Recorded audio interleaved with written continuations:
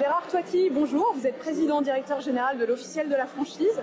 Sur Franchise Expo aujourd'hui, dites-nous quel est votre bon conseil pour choisir son franchiseur quand on se lance dans la franchise? Alors avant de se lancer dans la franchise, il faut d'abord savoir ce qu'on est fait pour la franchise. Est-ce que vraiment on a envie de rejoindre un réseau? Est-ce qu'on a envie de bénéficier de la force d'une enseigne? Est-ce qu'on accepte d'être indépendant, mais tout en étant dans l'interdépendance avec d'autres franchisés et avec un franchiseur? Est-ce qu'on accepte d'apprendre, d'avoir l'humilité, d'apprendre et de prendre le savoir-faire qu'on va vous donner? Alors, il faut avoir déjà cette démarche pour se poser la question. Est-ce que je suis vraiment entrepreneur? Parce que être franchisé, c'est d'abord être un indépendant. Et donc, il faut avoir cette capacité à être autonome tout en étant avec une organisation qui vous permet de pouvoir bénéficier d'un savoir-faire, d'une enseigne, etc. Alors, comment choisir son franchiseur? D'abord, il faut se promener dans les allées, il faut rencontrer, il faut flairer, il faut d'abord qu'on sente quelque chose. Est-ce que j'aurais envie de faire ça? Est-ce que le matin, j'ai envie de me lever et de faire ça? L'activité qui est présentée. Ensuite, il faut faire attention parce qu'il y a des enseignes qui sont plus ou moins valables, qui demandent plus ou moins de droits d'entrée, plus ou moins de royalties, etc. Donc il va falloir faire une petite étude de marché comparative en fonction du centre d'intérêt qu'on a. Alors il y a une façon très simple. D'abord, c'est de rencontrer les autres franchisés. Dès que vous rencontrez les autres franchisés, vous voyez tout de suite pourquoi ils sont là, qu'est-ce qu'ils y trouvent, quels sont les avantages, quels sont les inconvénients.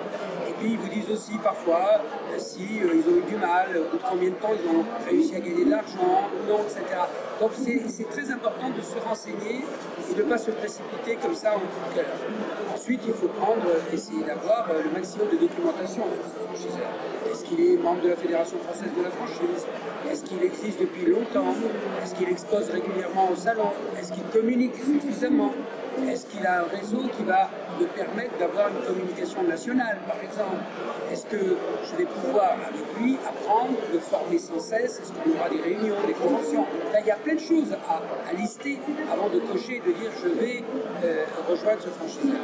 Et puis, il faut obtenir, si on est bien avancé avec le franchiseur, ce qu'on appelle le DIP, le document d'information très contractuel. Et là, vous avez une mine d'informations. Il ne faut pas voir ça comme un document juridique. Il faut l'analyser sous toutes ses formes. Il faut prendre conseil avec un avocat, avec un expert comptable. Et en leur montrant le DIP, il faut aussi voir aussi les banquiers. Parce qu'il y a des banquiers qui vous diront tout de suite « Ah, ce type de réseau, on ne finance pas ». Donc vous voyez, il y a un ensemble d'éléments qui vous permettent de pouvoir effectivement bien choisir son franchiseur. Merci beaucoup. Un dernier conseil, si je comprends bien ce que vous dites, si demain je veux me lancer en franchise, je vais toquer à la porte des franchisés et je leur dis de me raconter comment ça s'est passé pour eux? Alors normalement, lorsque vous voulez devenir franchisé d'un réseau, on doit pouvoir vous communiquer la liste des franchisés, avec leur nom, leur numéro de téléphone, leur adresse. Et un bon franchiseur vous dit, vous pouvez les appeler de ma part. À ce moment-là, vous appelez, vous voyez les franchisés qui sont dans votre région et vous allez les rencontrer. En général, ils vous accueillent bien. Et vous leur expliquez, j'aimerais rejoindre le réseau, j'aimerais savoir vous comment ça s'est passé, comment vous l'avez fait et comment moi je pourrais éventuellement le faire. Voilà.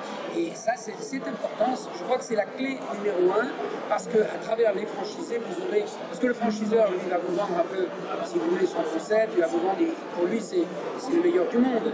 Mais ensuite il y a la pratique, il faut passer de la théorie à la pratique, et la pratique c'est voir comment sur le terrain les franchisés s'en sortent, comment ils gagnent de l'argent, comment ils ont créé leur point de vente, comment ils l'ont développé, et c'est à partir de là que vous allez vous faire votre propre expérience.